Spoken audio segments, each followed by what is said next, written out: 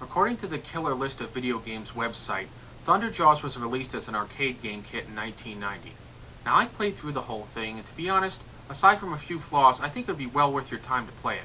So here we go, Thunderjaws for the arcade. So essentially your mission is to go to this crazy bitch's island and take her and her henchmen out.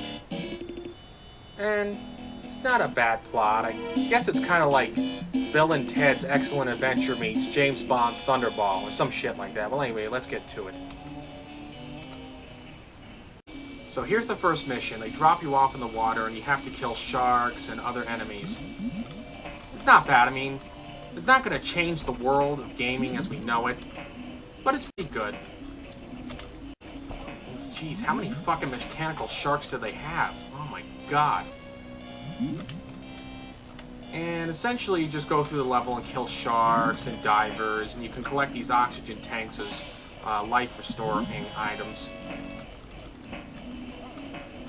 And enemies aren't too tough in this first level, but as the game goes along, it gets tougher and tougher. So once you get inside the base, you essentially have to go around and kill these assholes. And does this game remind you of a certain other Atari game that came out a year later for the arcade? Maybe a game that had a Batman in it, perhaps? That's right. This game is almost a dead ringer for Batman, or at least this part of the level anyway. Don't believe me? Here, let me show you a few clips to convince you.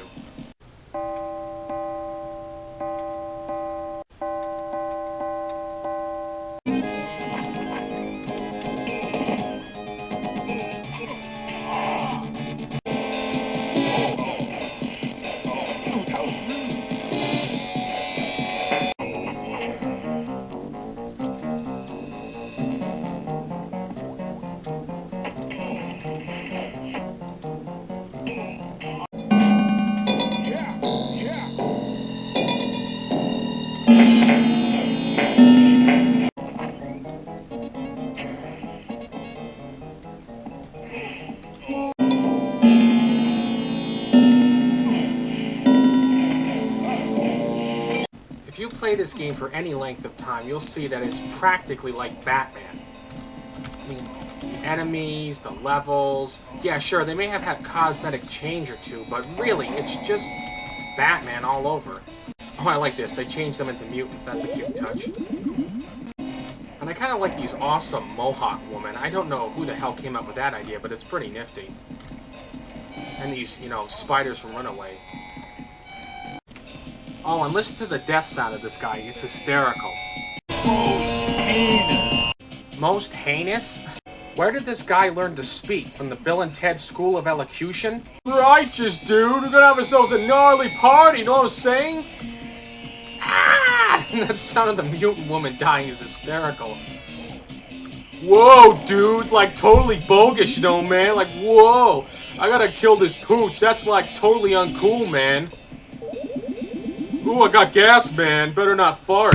Oh, I just farted myself to death, man. So, essentially, you come in here and you have to save these women. Alright, now I'm gonna get me some. Okay, which one's first? That's right, give me love. Righteous, dude. I don't know which lady to pick first. Hey, wait, come back, wait! As I said, things get a little tougher in the later levels. Like here, they'll fucking swamp you with sharks. Oh, and don't shoot that. Otherwise you get that toxic waste crap or chum or I don't know what the fuck they are. And great, I guess they train evil piranhas to kill you. Ain't that nice? Oh, and watch out for these crazy bitches with the diving masks, because they are fucking lethal. Ah, and when they die, they sound like skankos. Yay! Ah! I gotta give the game a lot of credit for its whacked out sound design. Oh, and you get a fucking flamethrower too, isn't that nifty? I don't know how a flamethrower works underwater. I don't know, maybe it's phosphorus or something. Great, more lethal piranha, cool. Yeah, take that, I'm gonna have myself a fucking fish fry underwater. Hey, don't hurt the dude, man. The best strategy in this case is just to swim past them, because they're just gonna keep respawning. Actually, this game also kind of reminds me of Rolling Thunder, too, if you notice all the enemies coming out of doors and attacking you. And this level really reminds me of the Access Chemical level. I mean, just, you keep going up and up and up. I mean, not that I'm blaming Atari for reusing it, but you have to notice the similarities. Oh, I love this fucking camera from hell. This is a great touch right here. Oh, and apparently I can kick and spear gun a tank to death. Isn't that awesome? One other thing I will say to the game's credit, it sort of gives you a nice selection of weapons here. Apparently they must have, like, saw too many Bond films or something. Like Batman, the controls are a little difficult to get used to, and I don't like the close attacks. I don't think they work very effectively. But it's a minor gripe, and actually I think the controls in this game are somewhat better than the ones in Batman. Actually, this game also kind of reminded me of Gogolo 13 Top Secret episode. In particular, the part where Gogolo 13 goes underwater and fights all those jellyfish and shit. And then he emerges from the water into the underwater base. Yeah, except this is kind of like a more graphically enhanced version of that. One of the few complaints I have about this game is that the character moves way too slowly. And this is especially a pain in the ass when enemies gang up on you, or this kind of beam thingy, that robot there, attacks you, because you can't get out of the way fast enough. So I finally managed to make it to the top after getting killed about 1,000 times. Oh, and I love how it magically turns from day to night as you get up here. I guess the storm came along. Another tank. And it's actually pretty smart. I guess it ain't smart enough for a flamethrower. Well, unfortunately, that RoboCop wannabe kicked my ass. Great, my flamethrower is better than yours is. I'm gonna give this tank a flamethrower and enema. The boss is tough, but not too tough if you know what you're doing.